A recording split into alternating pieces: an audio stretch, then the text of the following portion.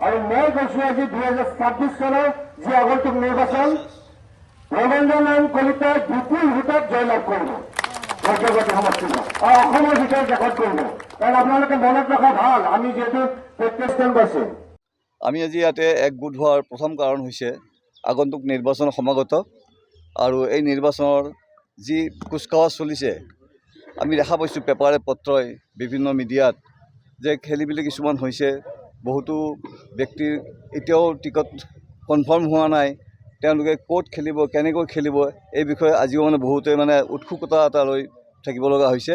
আমিও আজি ইয়াতে লগ লগাৰ এটাই কাৰণ হ'ল যে আমাৰ পশ্চিম গুৱাহাটীৰ বিধায়ক শ্ৰীযুত ৰমেন্দ্ৰ নাৰায়ণ কলিতা বৰ্তমান মধ্য গুৱাহাটী বিধানসভা সমষ্টিৰ এগৰাকী সম্ভাৱ্য প্ৰাৰ্থী হিচাপে আমি তেখেতক সকলোৱে ঘোষণা কৰিছোঁ আমাৰ দলৰ ফালৰ পৰা, আমাৰ সমষ্টিৰ ফালৰ পৰা। আৰু আমি আশা কৰিছোঁ যে আগন্তুক দিনত তেখেতেই আমাৰ ইয়াৰে এগৰাকী উপযুক্ত প্ৰাৰ্থী হিচাপে পুনৰবাৰ জয়ী হৈ আহিব। কিন্তু এতিয়ালৈ তেখেতৰ নামটো আমি পোৱা নাই বা লিষ্ট এতিয়াও ফাইনেল হোৱা নাই বুলি আমাক জনাইছে ওপৰৰ পৰা, যে বিজেপিৰো লিষ্ট ওলোৱা নাই, অগপৰো লিষ্ট ওলোৱা নাই। হয়তো অহাকালিলৈ এটা সিদ্ধান্তত উপনীত হ'ব পাৰিম যে লিষ্টখন বাহিৰ হ'ব অহাকালি। আৰু তেতিয়ালৈ আমি অতি উৎকণ্ঠাৰে বাট চাই আছোঁ। আৰু গোটেইখিনি ৰাইজ তেখেতৰ হৈ অনবৰত চিন্তা কৰিছে।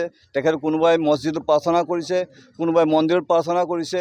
তেখেতৰ নতুনকৈ যে বিধানসভা সমষ্টিটোত আকৌ আহি পেলাই আমাৰ লগত একেলগে আগৰ নিচিনাকৈ কাম কৰিব, এইবোৰ আশা মনত পাঙি আছে এতিয়াও। কিন্তু এই এটা দিনৰ কাৰণে তেখেতসকলক আমি বুজাবলৈ বাধ্য হ'ব লগা হৈছে যে দিনটো আছে, এতিয়াও শেষ হোৱা নাই। আৰু আমি এতিয়াও আশাবাদী যে তেখেতে প্ৰাৰ্থিত্ব লাভ কৰিব।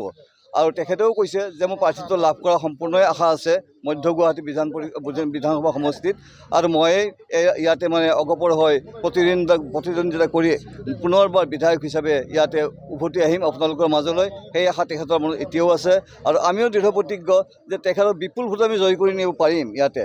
আৰু আমাৰ এই ক্ষেত্ৰত আমি আমাৰ ঊৰ্ধ্বতন কৰ্তৃপক্ষকো আমি লগ কৰিছোঁ, তেখেতসকলকো আমি কৈছোঁ যে গুৱাহাটীৰ এটা সমষ্টি যদি আমাৰ অগপৰ হৈ নাথাকে তেতিয়াহ'লে আমাৰ শিপাডাল নোহোৱা হৈ যাব।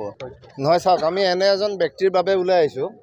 তেখেতক আমি দল বুলি নহয়, আমাৰ বিশেষকৈ আগতে পশ্চিম গুৱাহাটী আছিল, এতিয়া মধ্য গুৱাহাটী সমষ্টি, তেখেতক সকলোৱে নিজৰ অভিভাৱক বুলি ভাবে, আমাৰ এই সমষ্টিটো মুৰব্বী বুলি ভাবে। কাৰণ বিপদৰ সময়ত আপোনালোকে জানে 2002-03 চনত যেতিয়া এই পাহাৰ অঞ্চলতো উচ্ছেদৰ কথা আহিছিল, তেখেত তেতিয়া বিধায়ক নাছিল। তেখেতে হাইকোৰ্টত কেছ কৰি পেলাই এই পাহাৰৰ উচ্ছেদ বন্ধ ৰাখিছিল। আৰু বিভিন্ন সময়ত আমাৰ সমষ্টিৰ বিভিন্ন দুৰ্দশাৰ সময়ত তেখেতে থিয় দিছে। গতিকে তেখেতক আমি কেতিয়াও বিধায়ক হিচাপে নাভাবোঁ, তেখেতক আমি এই সমষ্টিৰ ৰাইজে এজন অভিভাৱক হিচাপে ভাবোঁ, এজন মুৰব্বী হিচাপে ভাবোঁ। যিহেতু এখন তালিকাৰ কথা আহিছে বা আজি ৰাতি সেই তালিকাখন প্ৰকাশ হ'ব, গতিকে আমাৰ মানুহখিনি যথেষ্ট কিছুমানে বিভিন্ন তালিকা দেখি পেলাই খণ্ডিত হৈছে যে দাদাই টিকটটো নাপাব। কিন্তু আমি এতিয়াও আশাবাদী। আৰু কিন্তু এটা কথাই ক'ব বিচাৰোঁ, যদি আমাৰ দাদাক দলৰ পৰা টিকট প্ৰদান কৰা নহয়, আমি ৰাইজৰ ফালৰ পৰা, যিহেতু মই ক'লোৱে যে ৰাইজৰ তেখেত মুৰব্বী, ৰাইজক 40টা বছৰে তেখেতে এইটো পৰিয়াল বুলি ৰাখিছে, সকলোৰে নাম জানে। আমি ৰাইজৰ তৰফৰ পৰা তেখেতক ইয়াতে নিৰ্বাচনত অৱতীৰ্ণ কৰাম। আৰু আপোনালোকৰ যোগেদি আমি সমগ্ৰ অসমবাসীক জনাব বিচাৰোঁ যে 2026 চনত ৰমেন্দ্ৰ নাৰায়ণ কলিতাই মধ্য গুৱাহাটী সমষ্টিৰ পৰা বিধায়ক হিচাপে নিৰ্বাচিত হ'বই, এইটো 100%।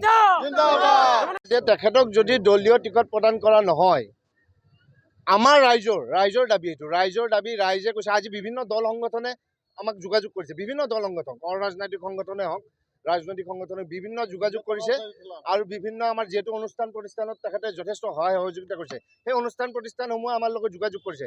তেওঁলোকে কৈছে যে আমি বিধায়ক মহোদয় ৰমেন্দ্ৰ নাৰায়ণ কলিতাৰ লগত আছোঁ, কাৰণ তেওঁ এজন সৎ আৰু সাহসী ব্যক্তি। আৰু তেখেতক আজি ইতিমধ্যে আমি সকলো সভাতে কওঁ, এনেকুৱা এজন ব্যক্তি, যিজন ব্যক্তিয়ে যিটো বোকা চোলা পৰিধান কৰে তাতে দুৰ্নীতিৰ দাগ নাই। গতিকে তেনে এজন ব্যক্তিৰ বাবে আনকি আমাৰ শাসকীয় দলৰ বহুতো ব্যক্তি আমাক যোগাযোগ কৰিছে যে আমি ৰমেন্দ্ৰ নাৰায়ণ কলিতাকহে ভোট দিম, আপোনালোকে দাদাক ৰেডি কৰক, য'ৰ পৰাই নেখেলক। আমি কোৱা নাই নিৰ্দলীয়া, যে দাদাই য'ৰ পৰাই সিদ্ধান্ত লয়, ৰাইজ তেখেতৰ লগত আছে।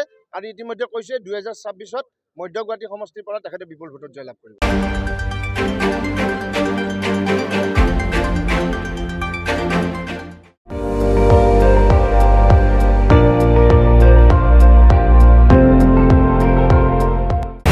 আপুনি চাই আছে ND24 সৰ্বশ্ৰেষ্ঠ নহয় সৰ্বোত্তমৰ দৌৰা।